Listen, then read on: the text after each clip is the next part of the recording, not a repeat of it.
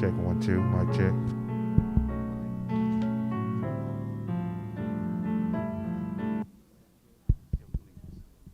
Testing, testing, testing, testing, testing. Mic check.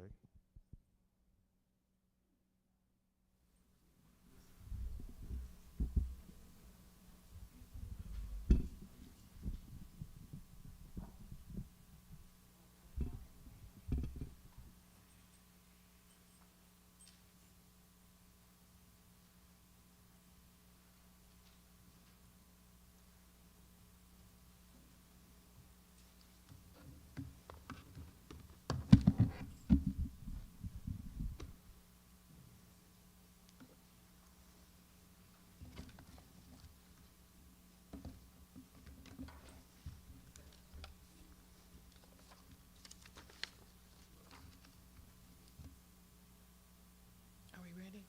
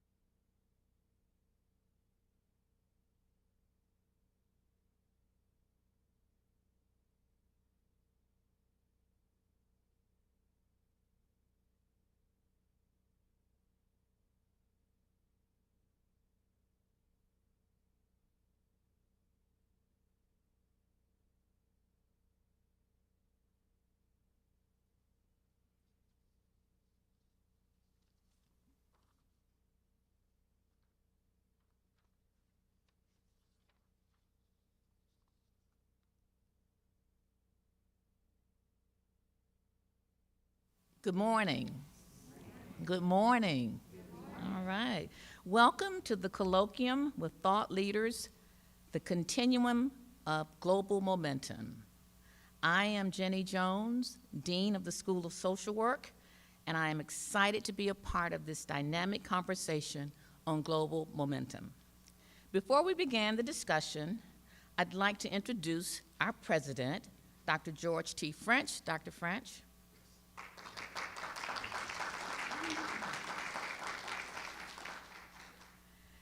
I would also like to acknowledge my dean colleagues, Dr. Fidel Turner, Dean of School of Education, Dr. Savannah Shudoka, in absentia, School of Business, Dr. Jadid Chaudhary, School of Arts and Sciences, in the back, and last but not least, our illustrious provost, Dr. Dale Wesson. All right, so I'm excited today to have such a distinguished guest with us, but I want to share a little bit about the momentum that has occurred at Clark Atlanta University for over a number of years around internationalization.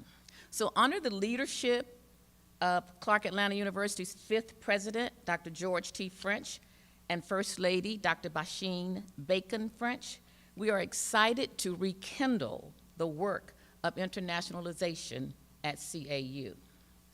As we speak about the continuum of global momentum, there is nothing greater than sharing a little history about internationalization. The history began at CAU in 1998 through 89 during the consolidation of Atlanta University, founded in 1865, and Clark College, founded in 1869.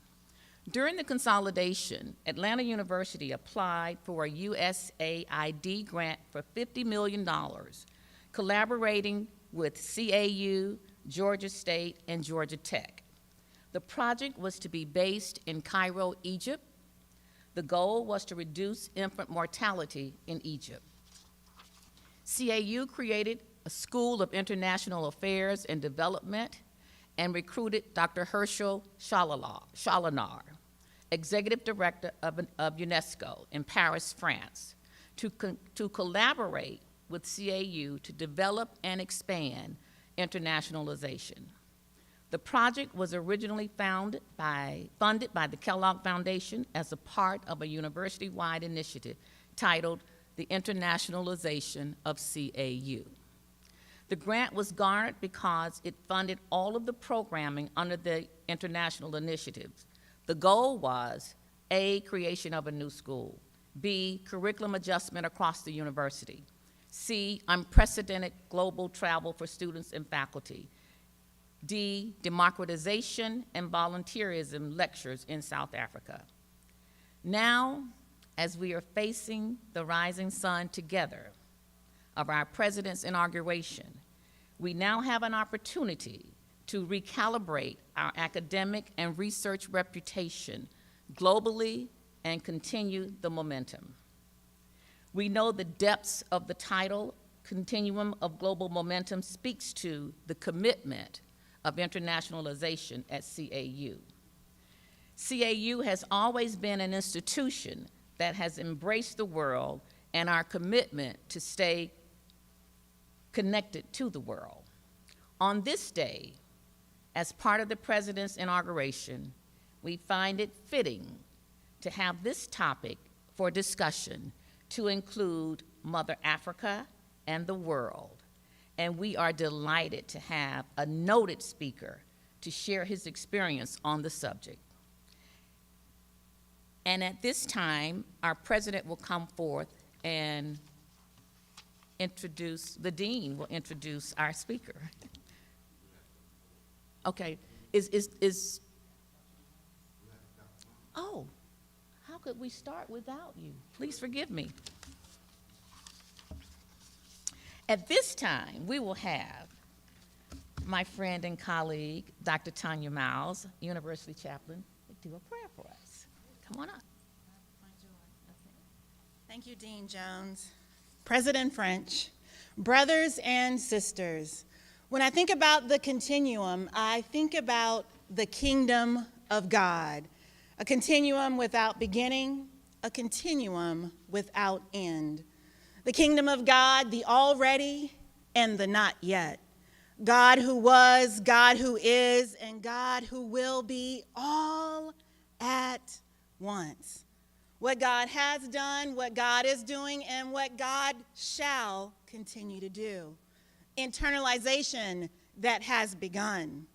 Internationalization that shall continue. On this day, during our week of inauguration activities, it gives me joy to lead us in prayer to the one who has blessed, is blessing, and shall bless. Won't you join me in prayer? Let us pray. Gracious and loving God, we give you thanks for this day. We give you thanks for your faithfulness. We give you thanks for your love. We give you thanks that you are a God who was, you are a God who is, and that you are a God who shall be. We give you thanks for the work that has been done, for the work that is being done, and for the work that shall continue. For connection, for commitment, for collaboration, and for this continuum into the future. We give you thanks, and we ask that you would have your way, that you would lead us forward, that this place, this part of your vineyard called Clark Atlanta University, shall continue to reign not only in this community, but around the world. In these moments, we give you thanks. In these moments, we give you praise. And we ask that in all that we think or do, that we shall glorify you. So we pray that you would have your way now and always. It is in your holy, righteous, and matchless name that we do pray. Amen.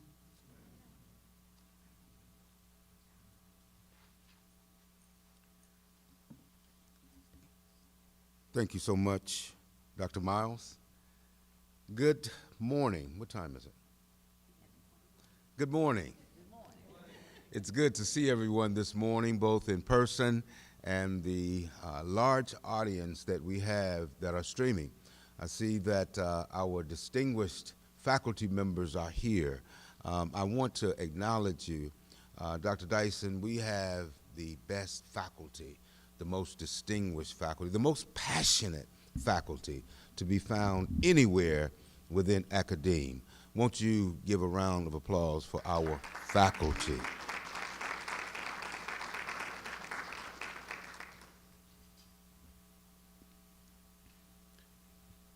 What a treat. What an opportunity, Dr. Young. What an opportunity to have in our midst a scholar par excellence, a scholar, a theologian, having received his PhD from Princeton School of Divinity. After that, having served several universities and colleges in this nation, including 6 of the most distinguished, such as Brown, UNC, Princeton, now at Georgetown, serving the highest rank, Columbia, and the list goes on. Distinguished. And now he holds the highest rank, of course, as University Professor of Sociology there at Georgetown. This is an author. An author of over 25 books, spanning diverse personalities and interests.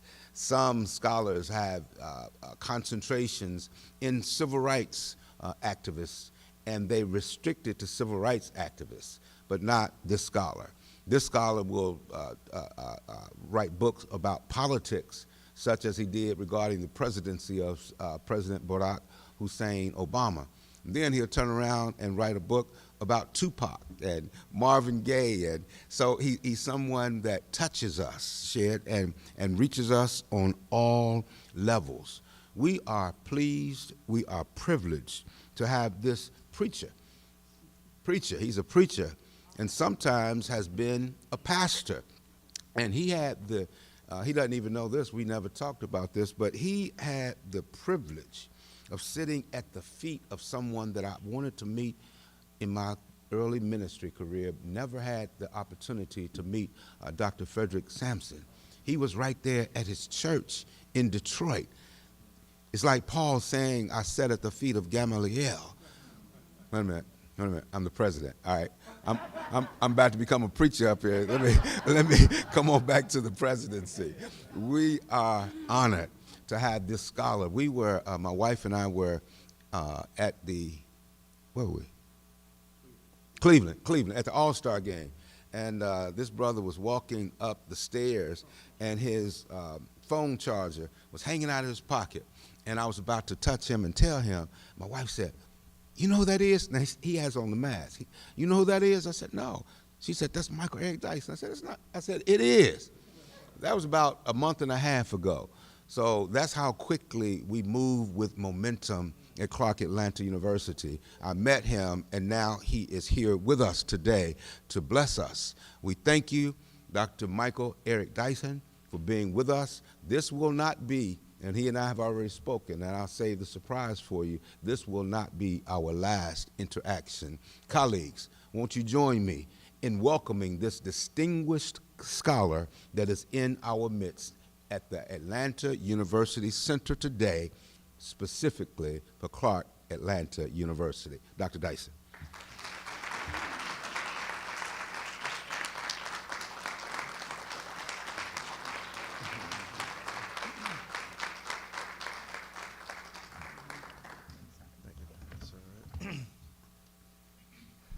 Dr. French, the great leader and president of this incredible institution, to Dean Jones, to Dr. Miles, to Dr. Lucas, Dr. French, both Doctors French that I met at All-Star. I knew he had swag. I knew he was somebody. Even just sitting there in the stands. The stars weren't just on the court. He was right there. I'm serious. He had that aura about him. And I was sitting with another preacher, Jawanza Colvin, at Olivet Institutional Church. So that tremendous radiance and that humility of a man of his stature struck me very seriously. So it is an honor to be here today, to have met so many of you, and to see you all out there in cyberspace. I'm glad Dr. Miles, you know, like a preacher, like a good preacher will do, just weave it all in together. I'm glad she did that. That relieves me of some of my responsibility since she done hit the international stuff. I'm going to hit the international, but after talking to Dr. French and Dr. Wesson, the wonderful provost here, and others in the back, I done changed up my approach. I done switched it up. I hope it's the Spirit leading me. What Spirit? People say, the Spirit. What Spirit you talking about, dog? I was pastoring the church once, Doc, and man, I was a young man. Dr. Riggins Earl, who is here at ITC, was then at the University of Tennessee and the pastor of Mother Love Baptist Church. And while he was gone on sabbatical to Harvard for a year, had me pastor the church.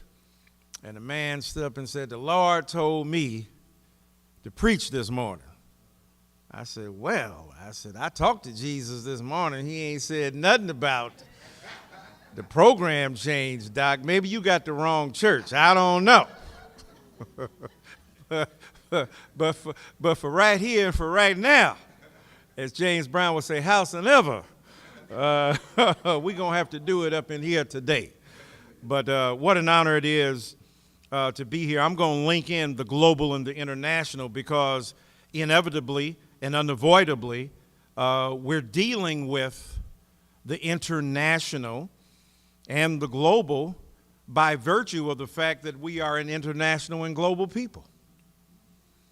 The fact is that black people in America, people of color in America, and I know that AUC, CAU, Morehouse, Spelman, and the whole, we know we have students of every variety, every religious orientation, every race and ethnicity, but we know as a historically black college and university, that ain't just about the pigment, that's about the pedigree. And so when we think about where we are under this tremendous presidency, which has already changed the fortunes and altered the destiny of this incredibly powerful institution, already in office before he is official, right? I hope y'all don't mind the deployment of Ibanez-sized articulation up in here. If I get my hoop on, it's all gone anyway. I'm gonna have to borrow Dr. Miles at that point later. I can see already she can throw down. So when I get to that point when I'm about to hoop, I'm gonna call her up here and go,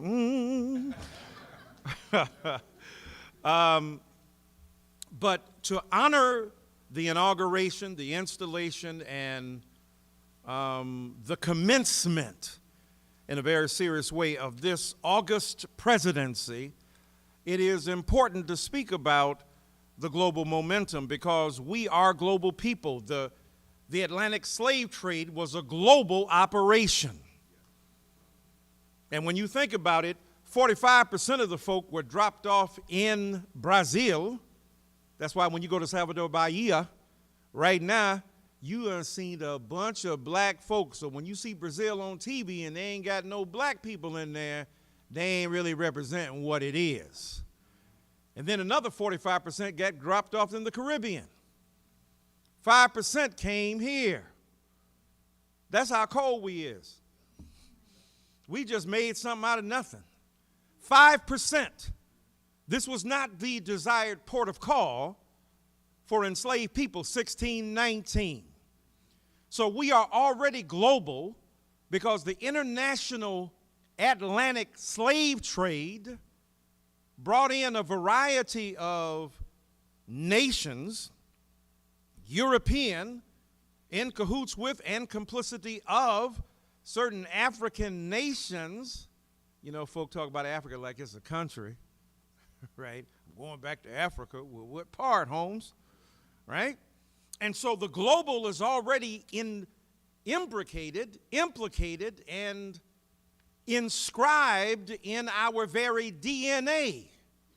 And when we got here, we were speaking different varieties of dialects. Everybody wasn't from the same hood and crib. Everybody wasn't from Detroit. That's where I'm from, so, you know. But my daddy from Albany, Georgia. You know I know Albany because I call it Albany. I didn't call it Albany. Recognize a real Don when you see one. So, so Albany, mama from Hyssop, Alabama, 15 miles from where T.O. was in Alexander City. And so they came up to Detroit, right? Migration and global expansion is part of who we are.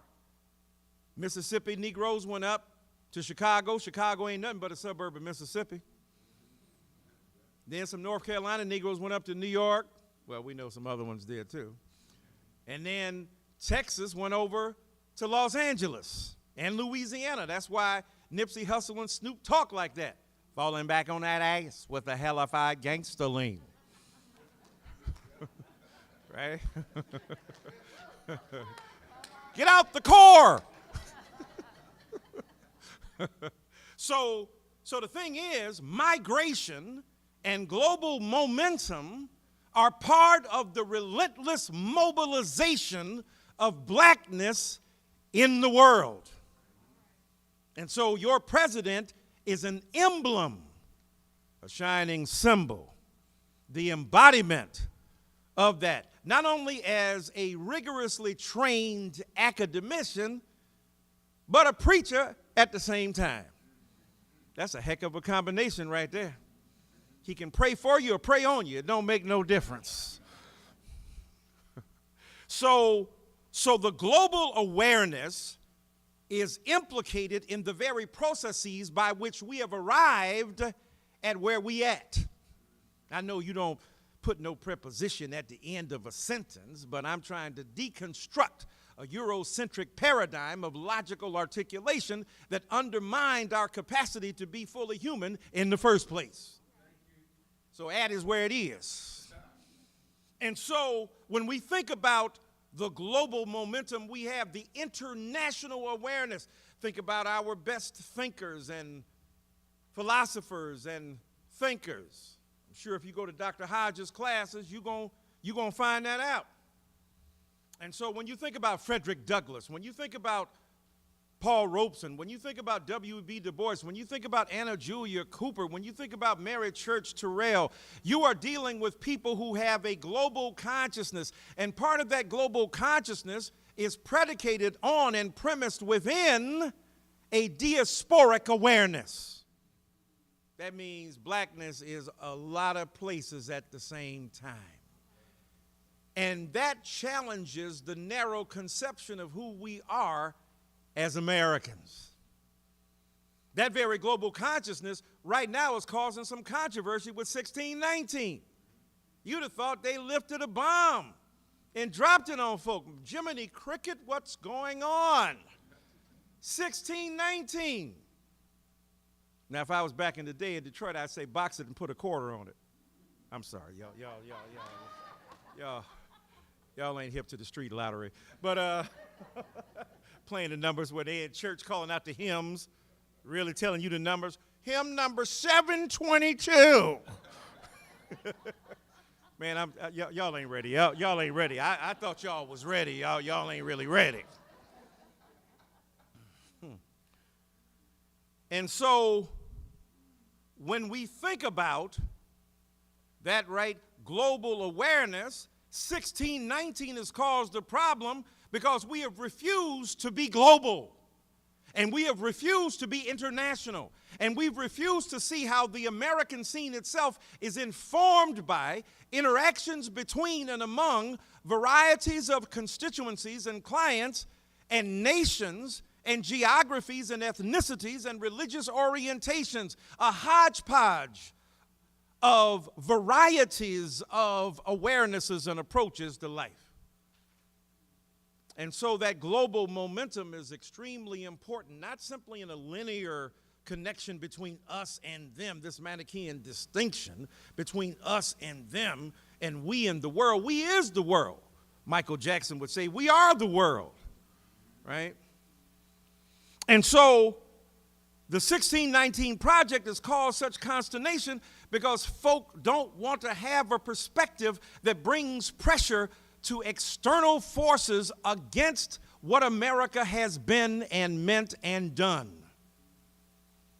And so they really got mad when Nicole Hannah-Jones said 1619 was the real date of origin of America, not 1776. She ain't meant that literally, y'all. It's a metaphor. And what's a metaphor? I'm going to have to come back when y'all wake up. I'm going to have to come back. I can't be spending my good jokes on y'all if y'all ain't. I'm going to go down to the comedy club if y'all ain't going to get with me now. And so it was a metaphor. What she is saying is that essentially the origin of the nation is rooted in the fact when you brought 12 black souls, 20 some odd Negroes, they say, from Africa, extracting them from their resting place in their African soil and brought them here, first as indentured servants and then slavery, took hold in a deep and profound way, so that by the mid-1700s, it was a mechanism, it was a machinery, it was a worldview.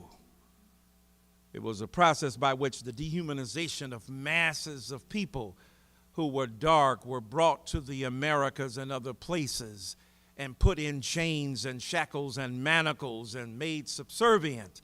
And yet something in us called out across the waters to where we came from. And so our troubled and complicated relationship to Africa, Pan-Africanism, is the attempt to establish the interrelationship among diasporic blacknesses across the world. That means what's going on in Ghana, what might be happening in Senegambia, what's going on in Cote d'Ivoire, what's happening in the Ivory Coast, what's going on in South Africa, what's happening in Salvador de Bahia, or even, what's going on in Cuba. Wherever black folk landed, speaking whatever language, there was something distinct and peculiar about who we were anyhow. You just knew,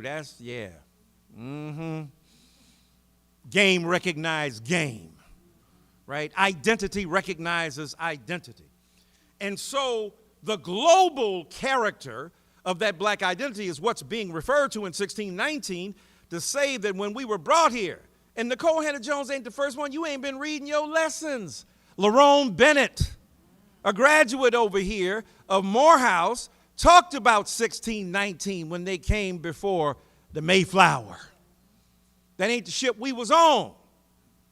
We caught a different Uber. I ain't wasting my jokes on y'all, man. We wasn't on no cruise ship, right? We were brought here for subservience, but as the Bible said, you meant it for evil, but God meant it for good. At least we made it turn out that way.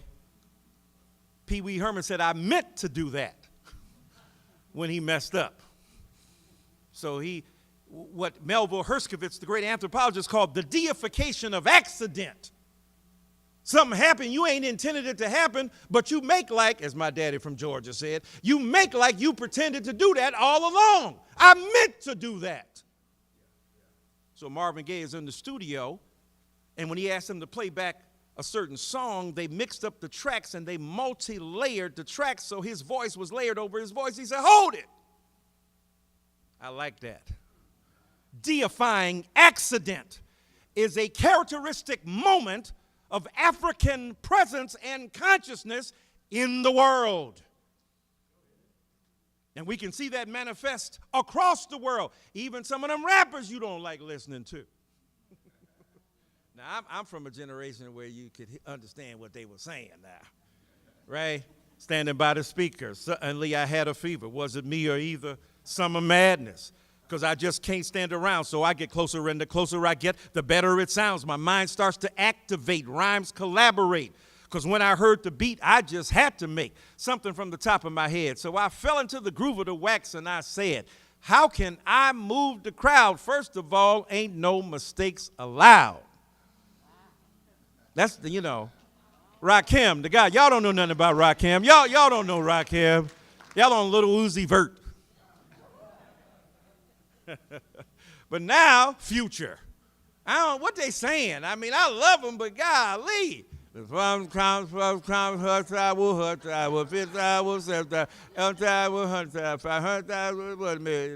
say, know what I'm saying? No, really. Actually, I don't. And I've been black all my 63 years, and I don't know what in the hell you saying. Only part of that song, walk it like you talk it. Hey, I understood that part. That might be some light skin on light skin love going on there with me and Drake, though. Insecure light skinned Negroes born in October of a certain year. That's what we are, right? But maybe they obscured their language because when it was clear, they weren't heard anyway. Maybe they wore their pants too big because when they wore a suit, they still got demonized. And so it ain't their haberdashery. It ain't their sartorial splendor. It's not their linguistic practice. It may be the dehumanization of blackness that has been a global phenomenon that they're combating through their own rhetorical creativity and deifying accidents.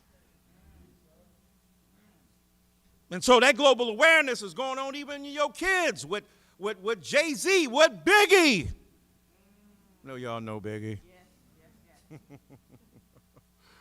I used to fuss when the landlord dissed us. No heat, wondered why Christmas missed us. Birthdays was the worst days. Now we sip champagne when we... Damn right I like the life I live, because I went from negative to positive, and it's all good. And if you don't know... Come on now.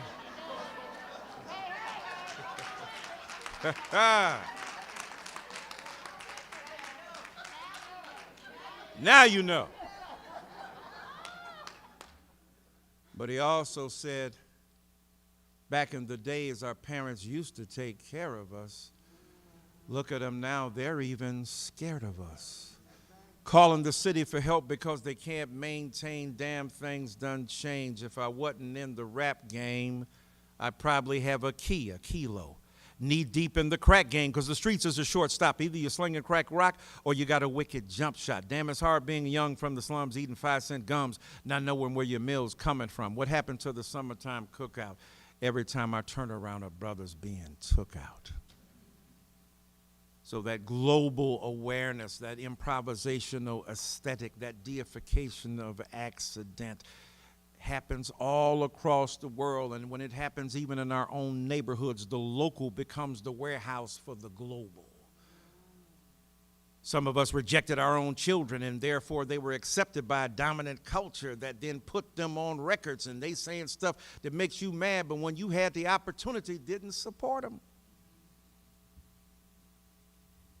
So Jay-Z says, God forgive me for my brash delivery, but I remember vividly what these streets did to me. Imagine me allowing you to nitpick at me, portray me like a pickaninny.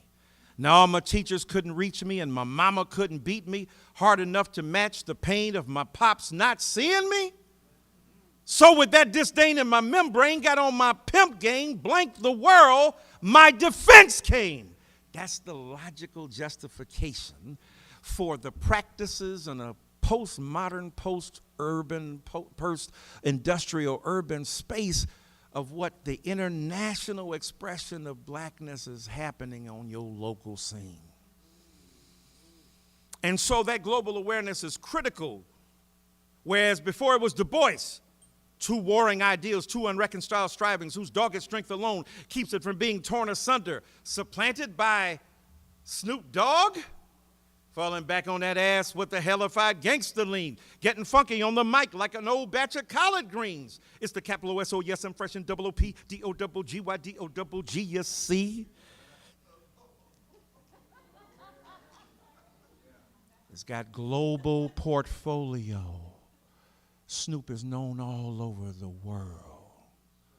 And it ain't just about, well, dang, is that who we want representing us? It is the fact that blackness in its iterations, globally speaking, have been consumed by a number of worlds and populations and peoples. So it would behoove us to be in conversation with these young people as they continue to craft their art so that they continue to represent us, that we then have a say-so on that.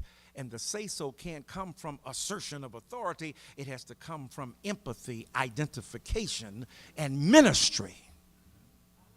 If I can say that, Dr. Miles, Dr. French. Not a secular, not a narrow spiritual thing. I ain't talking about whether you Baptist or Pentecostal, even if you believe in God and so on. I mean ministry in the secular sense of rendering service to populations in need.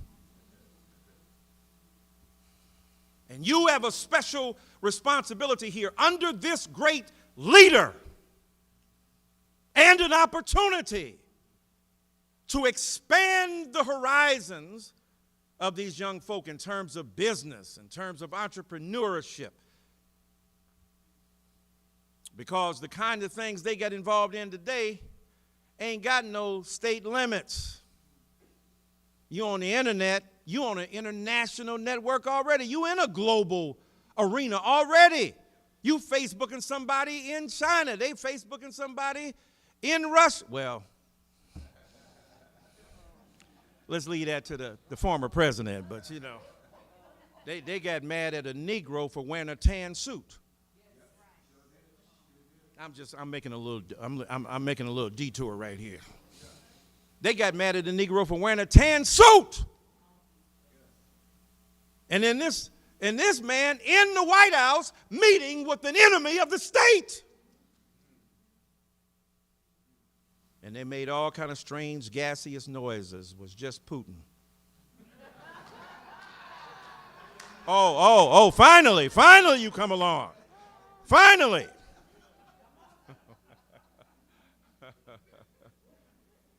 If that black man had drunk a black or white Russian drink, they would have put him out.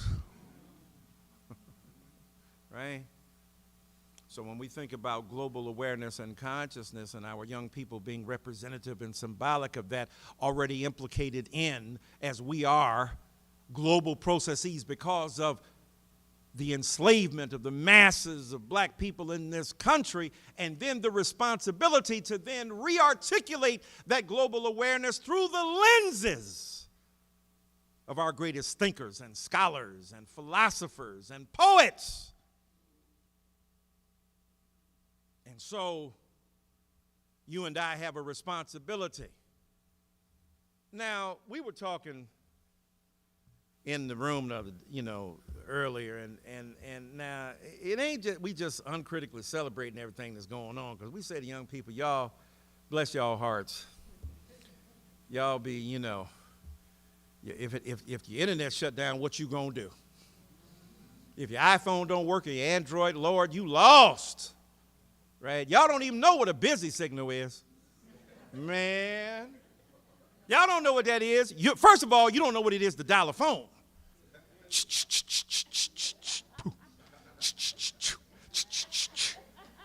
You do all that work and then bark, bark. Now, I'm not saying I did this, but I heard that if you were trying to reach your girl and that phone kept being busy, you would call the operator and say there was an emergency. I ain't said I did that, but I heard people did that. Y'all don't know nothing about no call waiting, right? Now you got it, you calling, hold on, somebody on the other line. Well, who this? So, Facebook. We had to face the book and read it.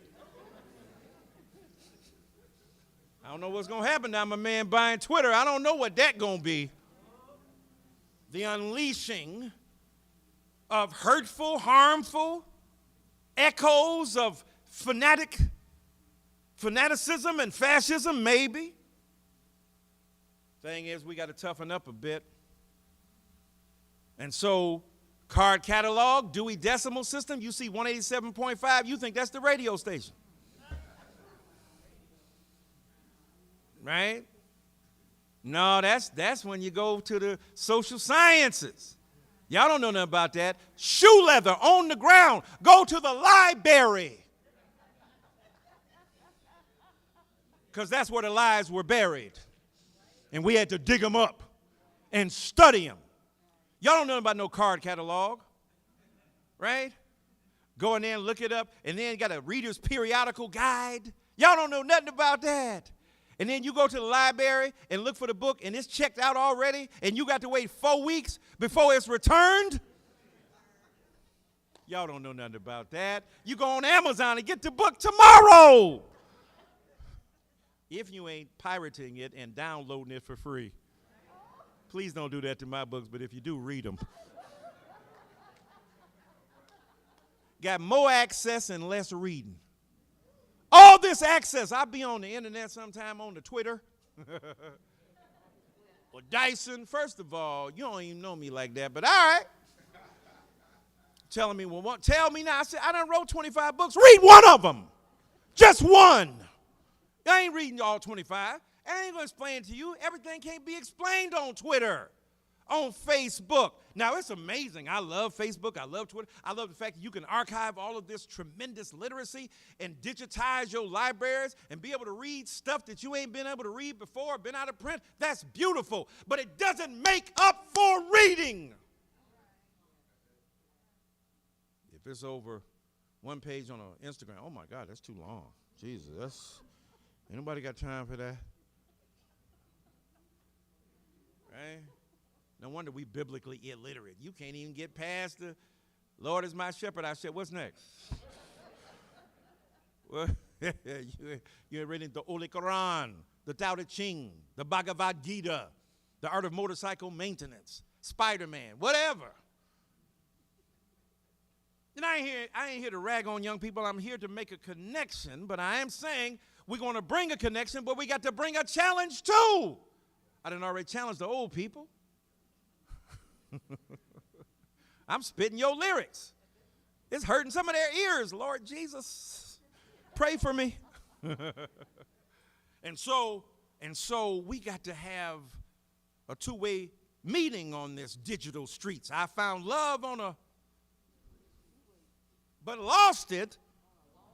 Lord Jesus, man, y'all. The moments. Then they became Ray Goodman and Brown. I'm just here to give you a little archival intensity. And so my point is, before I end here, this global awareness that began in enslavement, that was continued through our best thinkers and scholars, artists and intellectuals, and is implicated in our everyday existence, we have got to understand we're part of a global mix. What's going on in Ukraine got something to do with you. Alexander Pushkin. But not only that, people be saying, and they got a point, dadgum, you can find another $85 billion this morning for Ukraine and can't get nothing to the hood. I mean, it ain't no either or. Do both. Hook up the Ukrainians, some of whom didn't want the Negro Ukrainians on the train. We can't lie about that. And at the same time, we understand people who are victims of fanaticism and fascism and tyrannical authority. And I ain't talking about Putin.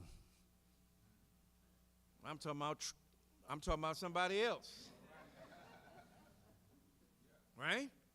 And so, and look, the point is, if we have a global awareness, we ain't uncritically celebrating no president. Because even the one that looked like us could have done some other stuff he ain't done. Oh, I know the room going to get quiet on that one now. My God, Jiminy Cricket. You had 3 bites at the apple on the Supreme Court. You couldn't find no sister? Oh, all them sisters supporting you. All them black women loving you. That's my baby daddy. That's my boo. How come he couldn't find a Ketanji Brown? She was there. How come you couldn't find somebody else, right? I ain't saying only that, but you ain't got none on the list. Went to Morehouse and talked to them like they were graduating from detention school.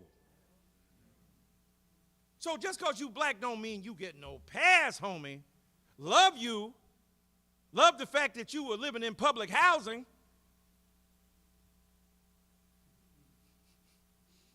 The most famous black family to live in public housing, because the White House is public housing. Come on, y'all, hang out with me a little bit. Got to give you the punchline and the joke. Come on now. I wish you'd have come out there one time in some tubes socks. Magic Johnson, 1979. Y'all don't know nothing about that. And pick up his newspaper in a terry cloth robe and go, "What's up?" Yeah. They already mad at you, player. You were so cool every time you walked down Air Force One. I don't know what you heard about me. But the GOP can't get them out of me. Right? You already cool, handsome, articulate, Harvard trained, did everything. Ketanji showed you this. I don't care how much you got. I don't care how well prepared you are. It ain't never enough for those who disbelieve you to begin with. You went to Harvard twice. Double H. H2O. Next to CAU, that's one of the best universities. Next to. Because there's some cold people that came out of here. So now, even when you do what they say they want you to do, they still ain't going to recognize you doing what you do, because it ain't that they don't like your education or your preparation. They had to acknowledge you with that. They don't like you. And then, no good reason they don't like you. So you tell me about CRT. They don't know the damn difference between CRT and OPP. Come on, man. Come on now. Somebody help me out here. Dr. Miles, come on now. They don't know the difference. You ask them, "I'm against CRT. What is it?" "Well, I'm against it."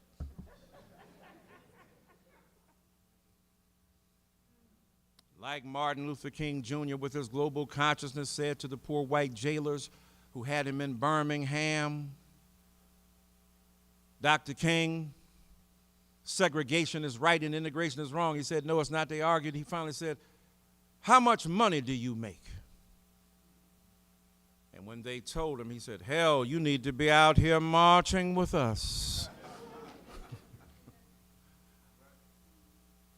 And so if you have a global awareness and an international consciousness, you understand that the world operates according to certain fundamental principles: money, power, the lust for it, the seductive character, whether the strong man is in Russia or in the Oval Office. And so as I end, the beauty and the power of your education here is that you have the possibility under this visionary leader and the other leaders who support him, 2 of whom I saw coming in. Thought they were students representing the diversity of what CAU is all about, right?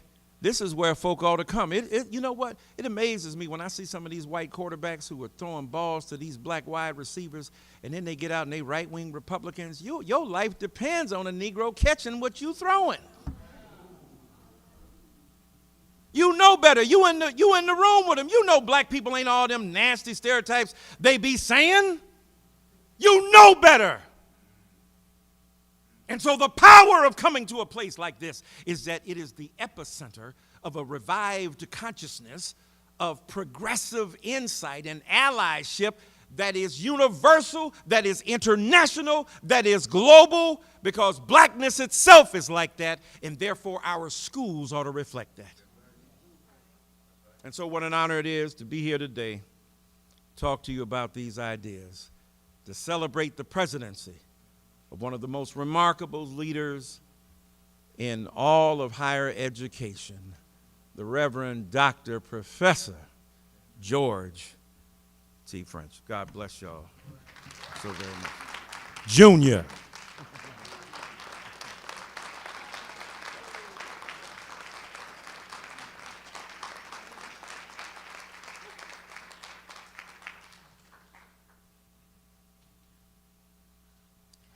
I'm getting ready to go to the church. If you didn't enjoy that, I don't know what's wrong with you, because Dr. Dyson, you brought it, brother. You brought it. You brought it. So now we're going to open it up for questions, Q&A. The mic is in the middle of the floor. Please feel free to step up.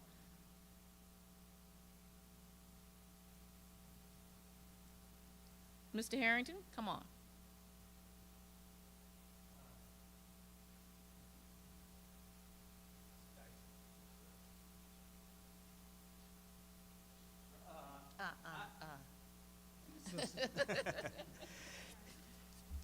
This is you right here. Recently, I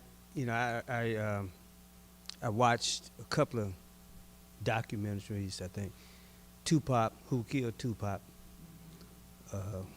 Who Killed Biggie, and you on there.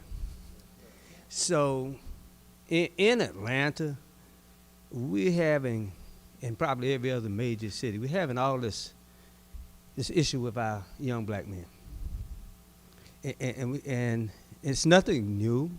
It's just like we've lost a hold of, of young people. But you had a lot to say about that Biggie Tupac thing. I just want you to kind of talk to us about young people, young black people, why we're killing each other, why we have no respect for elders. It's a bad situation. So if you could just talk a little bit about our young folks, I'd appreciate it. Thank you, my friend. You sharper than the Board of Health over there, though. You clean, man. Golly. Casket ready. God dang, boy. The shoes, the socks, the tie, the clip. That's elegance. That's black elegance, in case y'all don't know what that is. Yes, sir. It's a great question. Let me say it this way. It's troubling. Atlanta, Detroit, Chicago, Los Angeles. It's everywhere, as they say, right? And it's devastating. A couple things I would add to your brilliant analysis and deconstruction there. First of all, people kill where they live. If you want integrated killing, you got to have integrated communities. Now, it sounds weird, right? The Polish, Irish, Jewish, Italian, late 1800s, early 1900s, lived in the shtetl, the ghetto, right? Wasn't no Negroes up in there, right? Puerto Ricans, then us, right? And they were killing each other too.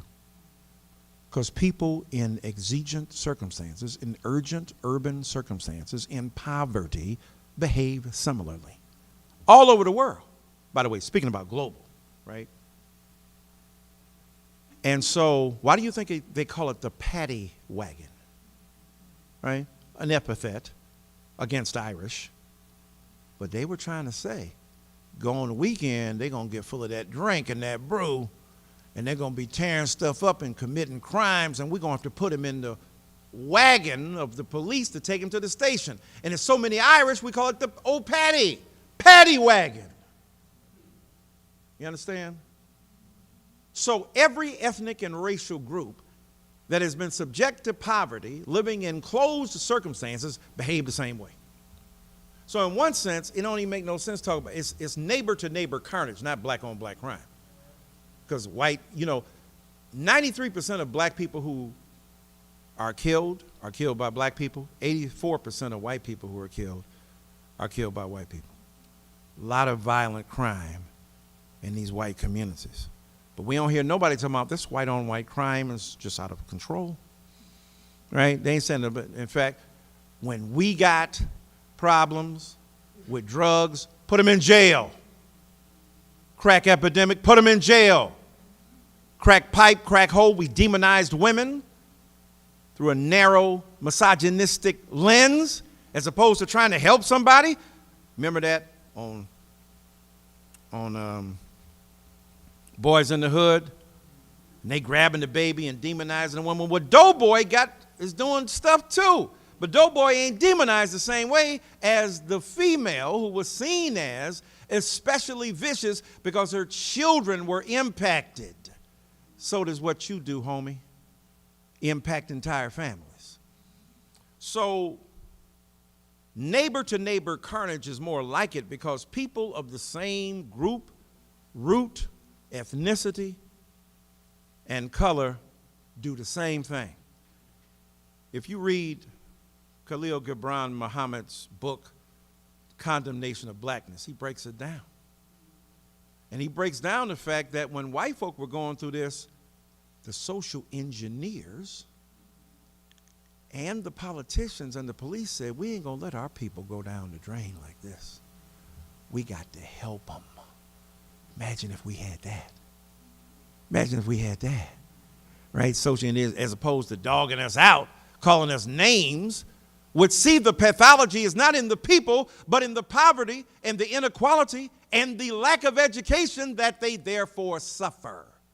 Because people who have investments in stocks and bonds or upward mobility or education ain't out here trying to kill folk at the same time, except, legally, if you know what I'm saying. And so let's look at the curtailed, circumvented social expression that they are subject to, living in these neighborhoods of high crime, high poverty, higher rates of uneducation, miseducation, underschooling, and the pipeline from schools to prisons. And then kids in school getting arrested. They ain't doing this in suburban white schools, and them kids acting out too now. Acting a little cray-cray over there too now, right? So when we had the drug problem go to jail, opioids, my God, our people. And I ain't mad. That's how they should be treated. But we should have been treated the same way. I'm not mad because I teach in the well-known HBCU Vanderbilt right now. And so I see what's going on. I see what's going on. And I have sympathy and empathy for these young white kids.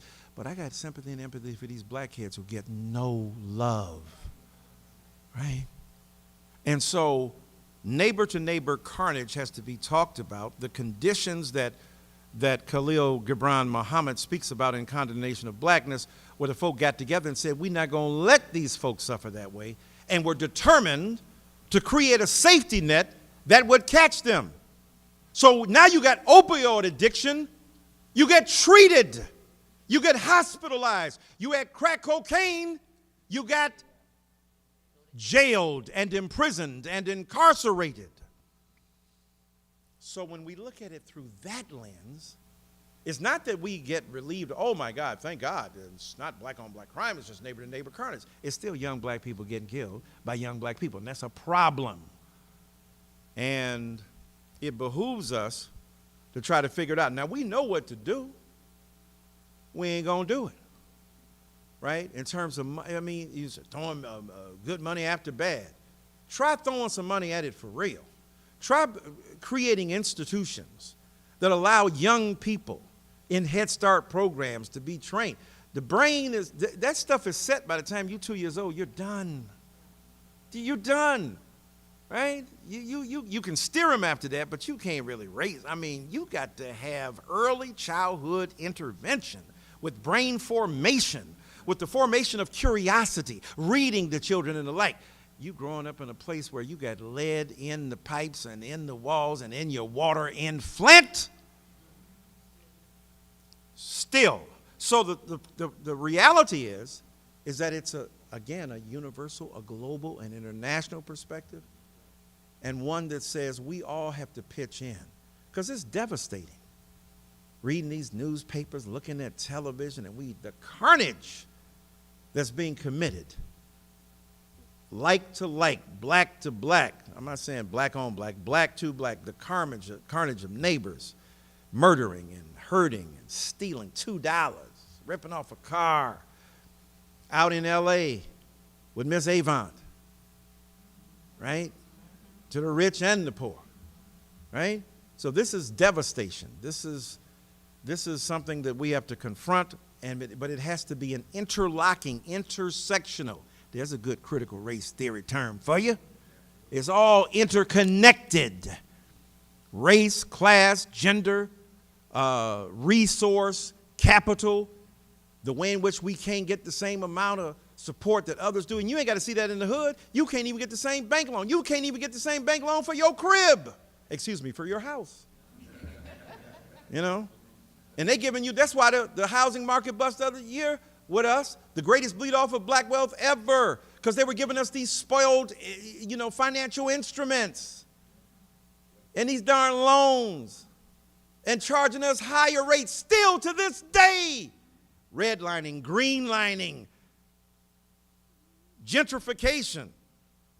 I was living in D.C. for 13 years. It ain't Chocolate City no more. Cafe au lait, maybe, at best. And it changes the makeup of the neighborhood. Some of the white brothers and sisters going near Harvard University, turn that noise down. That's called homecoming, homie. Damn, I mean, what? What up? Get loose, come on, get with it. Going to Howard University, using it as a dog park, saying this is public space. Don't fool around, get your butt beat now. Don't get don't get beat down up in there now. So when we take all that into consideration, it at least allows us a different motivation, a different instrument, and a different conclusion to be drawn, even as we continue to lament, but we put resources in to early education, to eradicating poverty, and to offering people opportunity. We saw during the pandemic and the Ukraine war, when they want to do it, they got money to do it. End of story. Thank you. I do want to thank you, because you've just given us a really big picture view of where all these things are happening. But here at Clark Atlanta, this is my alma mater. I love my school. I look at our students, and we talked a little bit about this morning when we were in the back. What kind of words can you give us at this point to help us zero in on our students, our young men, our young women, to try to refine some of that? We talked about the fact that, it has to start when they're in kindergarten, or,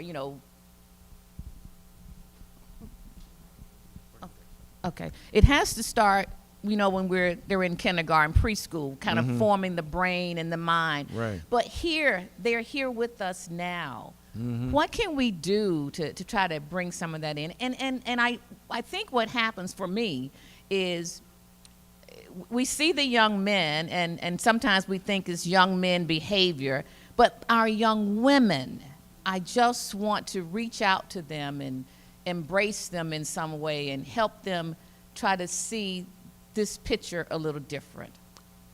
Yeah. I'm gonna let you handle that part of it. That's a tough one. I know. Ooh. That's a big one. Yeah, that's you invite me to mess up right there now. Dyson says, and then the black feminists be, what boy? And I'm looking, and I'm a black feminist myself.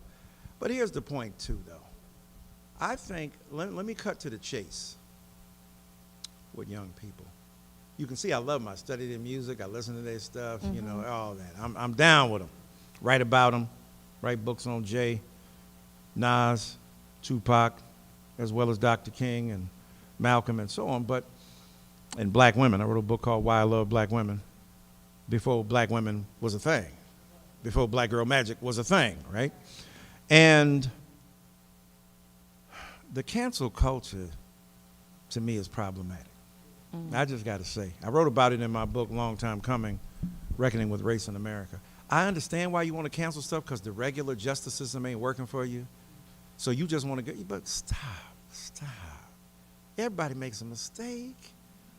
I mean, this zero tolerance is not a progressive idea. I don't know if y'all know that.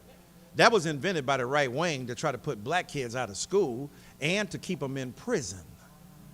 How we adopted that under the notion of being progressive. And what's black Twitter? Elon Musk done showed you what black Twitter is. Your damn imagination. Right? That's what black Twitter is. Right? So the thing is, we on there and we cutting, the nastiness. You know, I go on there, sometimes people come, I'm like, a person?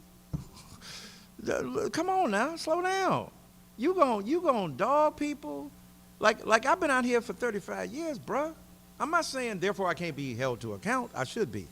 But show some respect for the level of investment in our people. Everybody ain't the same. And the nastiness and the viciousness. Now, often when I'm in a good mood, I just come back and say, God bless you. You clearly are off basis. And I'm trying to show you an alternative structure that allows your consciousness to be mediated through nonviolent means. That's when I'm feeling good. When I ain't, when they cut these cameras off, I'm going to tell you what I be saying. So, the thing is, though, the cancel culture is a cancer. It's white supremacy on the sly. Because white supremacists, KKK, they're trying to kill you, exterminate you. Oh, you in jail? We ain't gonna have no trial. You dying tonight. What's the difference in an allegation or a charge or somebody said something, and then you kill them right then? No evidence, no conversation, no redemption. Now, I'm not saying not hold people accountable. Everybody ought to be held to account. But God dang it, one day you the canceler, tomorrow you might be the cancelee. And understand the gospel, and I can't help it, I'm a Baptist preacher, right? What about if God would have been canceling all y'all out? Now that they go to Old Testament, God canceled cities and stuff. That's, you know what, that ain't really what it's about. Because Jesus said it can come up to one thing, you know, love the Lord thy God with all thy heart, mind, soul, love thy neighbor as thyself. Even if you don't believe that, even if you're a non-believer, I get it. Even as a non-believer, you can talk about a practice of empathy, a practice of love. Because for me, the real religion is about love anyway. Are you telling me I wouldn't agree with a Muslim who's black, who's been through hell more than a white Christian who wants to hang people? I'm an atheist to your God. Trust and believe. I don't believe in none of that. In fact, I think if God is God, God is an atheist to all of this. By definition, God has to be an atheist because God can never condescend to this level to believe in something that human beings could generate. Oh, I'm getting a little deep on you. So the thing is that this will to eradicate, to make disposable human beings is problematic. And you do that when you on Twitter or on Facebook or on social media where you a big bad gangster. You ain't in nobody's face. Whatever you say, the man walked up on stage. Wasn't on Twitter. I ain't saying it was right, because it wasn't. But damn, respect the integrity of the gesture. Right? Now, who you going to do it to makes a difference too, though. Don't be acting like that ain't going to make no difference. And then don't say you're protecting black women while you're engaging in violence, because black women are the victims of that violence. Right? And not just physical, but verbal. And the nastiness that goes on that machine. I'm showing how old I am, that machine. Those eons, those gigabytes, that stratosphere, that cybersphere is problematic. And it encourages nastiness and viciousness, not love and redemption and engagement and forgiveness. So a white boy walks into a church and kills 9 people. And before his He's basically been arrested, and before their bodies are cold, they forgive him. That's incomprehensible in many ways. But that is the ethic that has sustained us throughout. I say all that to say to young people, I ain't my ancestors. No, Negro, you ain't. Because they didn't get on Twitter to talk about what they doing. They did it and had to leave town. I ain't going to say no more. I ain't going to say no more. You talking it. Do you want the commercial or the product? Man, if I had some time, I'd be Dr. Miles up in here hooping on y'all. Do you want the commercial or do you want the product? And if you got the product, you don't need the commercial. If you already pushing a Benz, you ain't got to look at one on TV. So the thing is that if we can give young people a sense of the depth of who their ancestors truly were and what you really come from, so you can stop some of this hatred of folk that you don't understand. You mad at gray-haired old black people. The reason they got gray hair and old because they couldn't stop to use the bathroom. That's why their bladders are wrecked right now. We used to go from Detroit. I'm 63 years old, dog, on the tip end of that Jim Crow. Why can't we stop? Everybody else stopping. Got a sandwich in a box, eating chicken. Got to relieve myself in a mason jar. And now you're going to dismiss the pedigree and integrity of that experience because you mad on Twitter? Please. Right? So there's some learning to be done and some loving, and for us to be challenged and chastened by younger people who force us to self-care. We weren't doing that. We were like laughing at them at first. Then they do Martin Luther King Jr.'s body as a cadaver, and when they open him up, they discover he had the heart of a 63-year-old man. I hope that ain't that bad. Good God, that's my age. Jesus, Lord, I hope that was real strong, but he was 39. I know I got to go. 39. Because that stress and that tension and that pressure. But I hope when his tapes are released in 2027, they don't try to cancel him. All these young black people sitting up in the houses he helped build for you. Sitting up in the cars you driving because you, based on that freedom struggle of Nannie Helen Burroughs and Fannie Lou Hamer, Coretta Scott King, Rosa Parks, Septima Clark, Mary Church Terrell, Joanne Robinson, Angela Davis, right? So be careful about the viciousness with which you treat the other and learn to love, accept, forgive, redeem, and transform each other. All right. We have one final question right here, sir. Well, we only have time for one. Well, I'll be, if we got two people, I'll be real short. I'll be real short. Yes, no, I'll say something like that. Yeah, okay. Thank you so much. My question is, so yesterday or day before in the local paper, local daily, the AJC, there was an article about a movement within this state to ban books and to have the legislature actually enact policy on allowing schools, or not schools, parent groups to more easily ban books in schools. Yeah. And they talked about this, and then they had a photo in the article. And in the article, there was a woman, and she was, advocating for banning books, and she was holding in her hand a copy of Toni Morrison's The Bluest Eye. Mm-hmm. And then in the article, it talked about they had a list of 225 books, and predominant authors in that list are people of color. Of course. So I would say, when your earlier comments about needing to read, then I want to come back into our community and say, we must have our young folks read something else. Because I got teens in my house, and have they read or been introduced to The Bluest Eye? No. So there's a way that we need to make more noise, and this academy has the opportunity to make that happen. And I would just love to hear your thoughts about this banning book movement, which is creeping throughout the United States. Yes, ma'am. No, that's a great point. And look at your self-criticism. Bless you for that. Teens in your crib ain't read, right? All of our cribs. Mm-hmm. But Toni Morrison, Too Rough, Alice Walker, she hate black men, right? We've been censoring too. I went to a HBCU down in New Orleans. I ain't gonna say which one. After I finished, they said they will never invite that Negro back again. They ain't call me Negro either. The word was not Negro, if you know what I'm saying. So what about that? What about some of the conservative elements we got in our own midst? Right.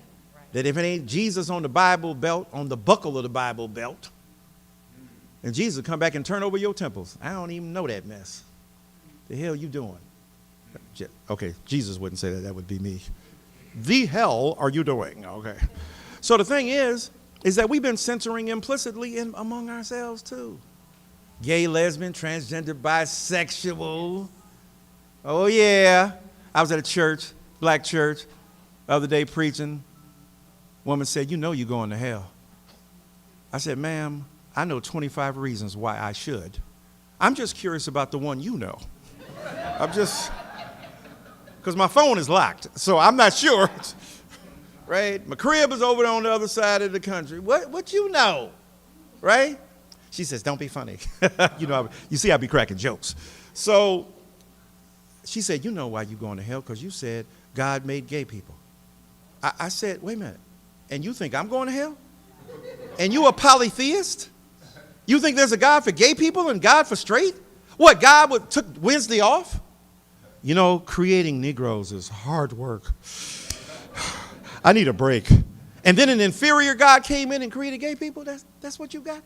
You using the same book that white people use to justify you as being inferior? That you going to beat up on somebody else? I said, I ain't been to no black church that turns down gay tithes.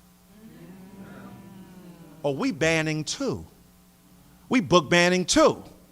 Right? A narrow interpretation, biblical literalism. Don't worship the Bible, worship the God who inspired the Bible. There's a difference. Having said that, you got to have your kids read everything. James Baldwin, Another Country. Who's that? Fidel Castro, whoever, Marxist. I mean, ain't nothing afraid. Why we going to be mad that you tell us CRT is about Marxism? Is they going to help Negroes? Then Marxism on. But black people have been down for whatever. If Republicans had any sense, if they wasn't some of them so racist, a lot of black people got conservative cultural values, they would be Republican. But you just be hating Negroes so much that you hate us more than you love unity. Banning books, my God, read it. I don't want nobody telling me what to do. I don't want nobody telling me what to write. So I even believe, look, I don't believe in conservative people who come to campus. You don't let them speak. Let them talk. Why, what you scared of? What are you afraid of? I don't care what they're saying, right? And some of the most evil, ridiculous, reprehensible things. Let them talk, because I want to talk too. Overcome speech with most speech. I'm not naive. I understand that in the white supremacist culture, to echo the logics of dominant society can be dangerous. Call it out. Say that. Put people on the spot. Make them be responsible for that. So yes, we must have an anti-book banning aesthetic, and we got to stand up and speak, because when they say parents, they ain't talking about black parents. None of these, when they say parents must use, well, a lot of black parents disagree with you. So what parents are going to prevail? We know. So my point is, let's get involved, let's read the books, let's open our minds, let's be less conservative in the narrow, rigid sense of that word, and move forward. I know we got it. We cannot thank you enough. And sir, I'm sorry, Dr. Dyson has a flight to catch. We're running behind time. Just one, if he can do it real quick, then I could, real quick. Real quick. Okay, all right. I appreciate your statement on the failure of the president who looked like us to appoint black women judges, and also the position that he took when he came to Morehouse. But having said that, how do we reconcile encouraging and getting black folks out to vote? Yes, sir. When that is out there? I mean, that's one of the dilemmas that we face. Yes, sir. And the final comment is, how have you survived when Dr. West and also Travis Miley have not, in your criticism of him? Wow, that's deep.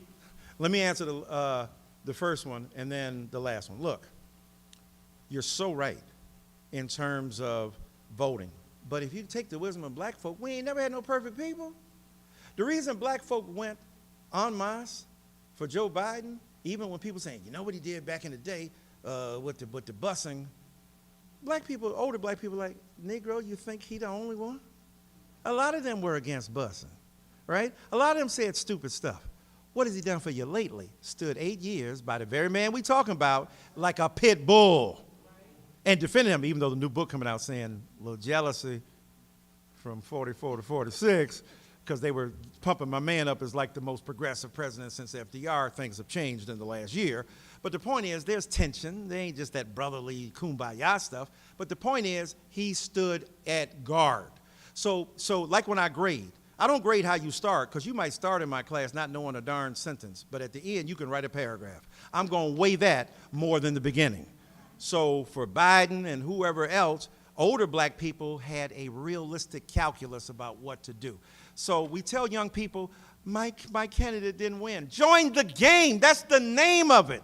Do it the next time. Organize. Yes, speak against voter suppression. We know they nasty. This voter ID laws after preclearance was destroyed in Shelby versus Holder in 2013. Keep going. We had worse before. How do I survive? I'll tell you this. To answer your question, West and Tavis, and I told them this directly. The difference in my critique of my man is that I showed love and respect for him before the critique, right? Here's my point. I got the sixth-inning baseball theory. You know, in the sixth inning, if it starts raining, whoever's ahead is going to win. So I start with the praise and the love of my man first. If we go past 6 innings, I got to go in on what I think is problematic. Now here, it was a shortened game, so I had to do it in 3 innings. So my point is that I respect and appreciate the beauty, the power, the intelligence of what this man represented. Will go down as probably top 10 presidents of all time, without question.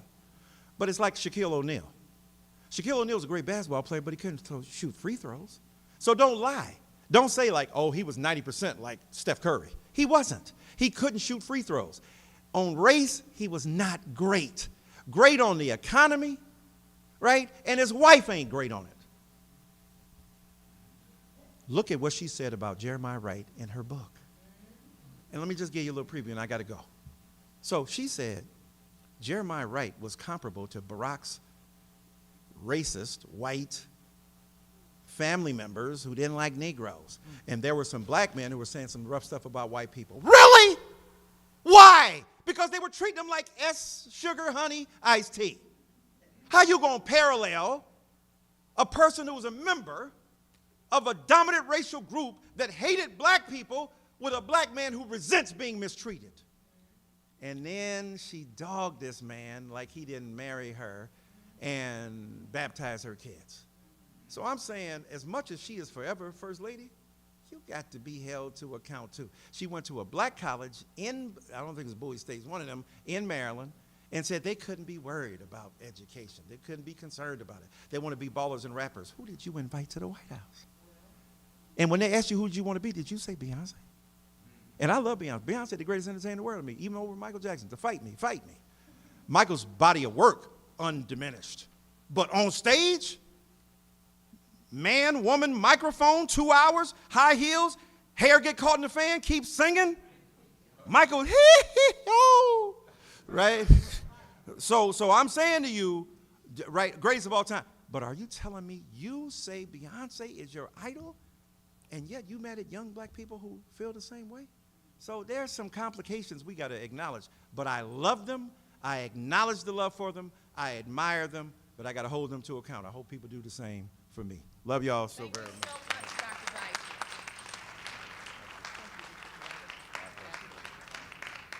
Let's give Dr. Dyson some love. Come on, people.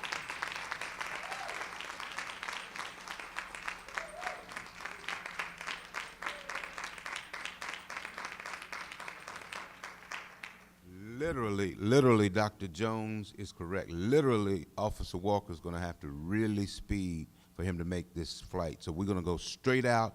You all understand. Love you all. Thank you so much. Dr. Jones, come on. All right. Love y'all. Thank you. Dr. Dyson, travel safe. President French, thank you so much. And we have some refreshments in the back. I wish we had more time, but